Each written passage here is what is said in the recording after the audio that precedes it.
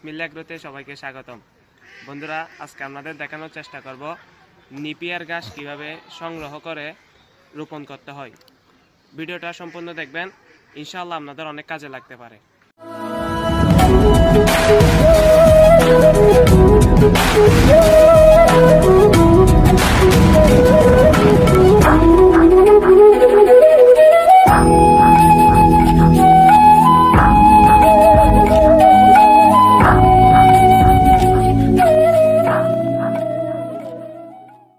দেখা যায় বন্ধুরা, এই এমন ভাবে লাগাতে হবে যেন এই যে ঘাসের গোড়ালিটা মাটির কমসে কম মাটির সাথে যেন লেগে থাকে, অথবা মাটির চেয়ে একটু উপরে থাকবে।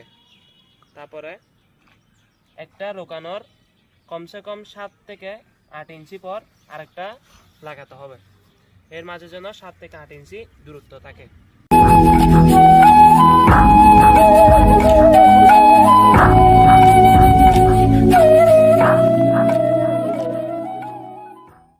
বন্ধুরা, এই ঘাসটা চাষ করার জন্য আগাছা পরিষ্কার করার দরকার নাই। দেখেন আমার বাবা কি সুন্দর করে ঘাসগুলো রোপণ করে দিচ্ছে। আগাছা পরিষ্কার না করেও এই গাছটা লাগালে খুব ভালো ফলন পাওয়া যায়।